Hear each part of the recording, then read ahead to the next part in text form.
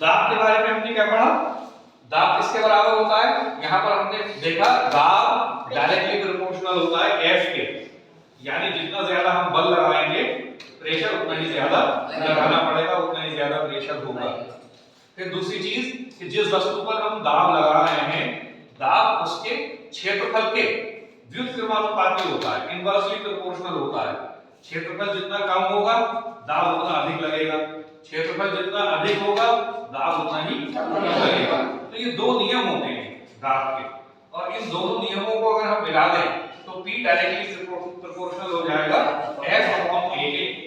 और जब इस प्रोपोर्शनल के साइन को हम इज इक्वल टू में चेंज करते हैं तो एक कांस्टेंट लगाते हैं K, तो फार्मूला हो गया P is equal to K F/A, और यहाँ K की वैल्यू 1 होती है तो P इज इक्वल टू हो जाएगा F/A, यानी किसी भी वस्तु पर जो दाब लगेगा वो बल बटे क्षेत्रफल के बराबर होगा। अब हमने क्या कहा कि अगर हमारे पास कोई एक टेबल है, इसकी लंबाई 1 मीटर है, मान लिया हमने इसकी लंबाई 1 मीटर है और इसकी चौड़ाई भी 1 मीटर है, तो हमने यहाँ क्षेत्रफल देखा, इसका क्षेत्रफल का फॉर्मूला होता है लंबाई गुणा चौड़ाई, तो लंबाई 1 मीटर हुई, चौड़ाई भी 1 मीटर हुई, तो इसका क्षेत्रफल हो गया 1 मीटर स्क्वायर। और ये जो क्षेत्रफल है ये कहलाएगा एकांक, एकांक क्षेत्रफल हुआ। अब एक की जगह अगर हम 1 रख दें तो P का मान F के बराबर हो जाएगा, यही परिभाषा होगी P is equal to F, यानी किसी भी वस्तु के एकांक क्षेत्रफल पर लगने वाला बल उसके दाब के बराबर होता है, यही परिभाषा लिख रहे हैं आप। क्या लिखा है? किसी वस्तु के एकांक क्षेत्रफल पर लगने वाले बल को,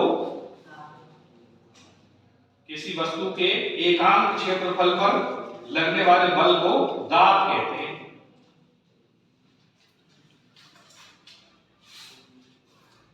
बात आ गई समझ? किसी वस्तु के एकांक क्षेत्रफल पर लगने वाले बल को दाब कहते हैं। अब बल का मात्रक क्या होता है? न्यूटन। शाबाश, ताली बजाओ सब लोग। बल का मात्रक न्यूटन होता है और क्षेत्रफल का मात्रक मीटर स्क्वायर, मीटर स्क्वायर, ये क्षेत्रफल का मात्रक होता है। तो अब दाब का मात्रक क्या हो जाएगा? न्यूटन प्रति मीटर स्क्वायर। नीचे लिख लो इसमें, दाब का मात्रक न्यूटन प्रति मीटर स्क्वायर होता है। दाब का मात्रक न्यूटन प्रति मीटर स्क्वायर होता है।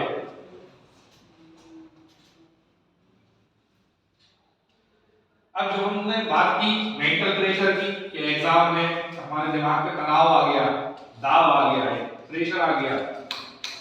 एक प्रेशर हमने देखा कि हम कुछ खाना बना रहे हैं तो एक बर्तन में बना रहे हैं, भगोने में बना रहे हैं, और प्रेशर कुकर में बना रहे हैं, तो वहां पर प्रेशर कुकर में प्रेशर ज्यादा हो गया, जो भी खाना हम बना रहे हैं वो जल्दी बन जाएगा, ठीक है। भगोने की तुलना में प्रेशर कुकर में खाना जल्दी बन जाता है, इसीलिए उसका आविष्कार हुआ कि खाना जल्दी बन जाए। फिर हमने देखा, एक बात की हमने बीपी नापने की, ब्लड प्रेशर, बीपी हाई हो गया, बीपी लो हो गया, तो ब्लड का जो प्रेशर है वो बढ़ जाता है या उसका प्रेशर कम हो जाता है। तो हमारे पास इलेक्ट्रॉनिक मशीन है या हमारे पास जो मरकरी वाली मशीन होती है, वो हम डॉक्टर के पास जाते हैं, वो लगाते हैं, हमारा बीपी नापते हैं, तो वो सब क्या है? प्रेशर के एग्जाम्पल्स हैं। अब हम बात कर रहे हैं वायुमंडलीय प्रेशर की। वायुमंडलीय दाब क्या होता है? ये हमारे पास एक बोतल है, इस बोतल में अगर हम छेद करते हैं, इसमें क्या भरा है? भरा है पानी, दिखाई दे रहा है? ठीक, ठीक है, और इसमें हम एक छेद कर दे रहे हैं।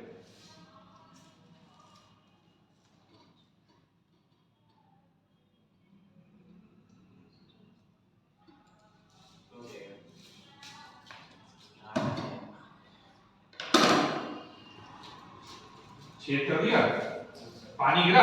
नहीं गिरा, नहीं, वो छेद करके भी गिरा।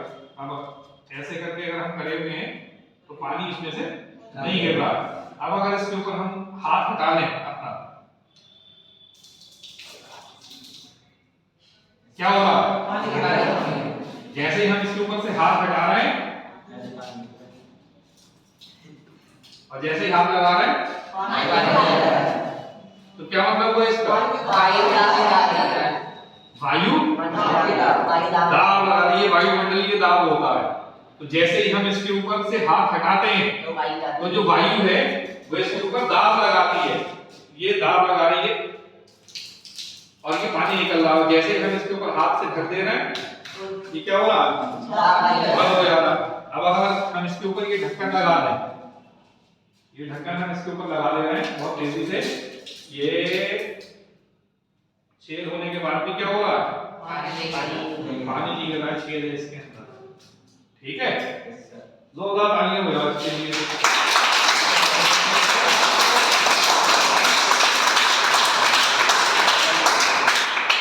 टीचर को हो गई, लेकिन बात समझ में आया क्या होगा?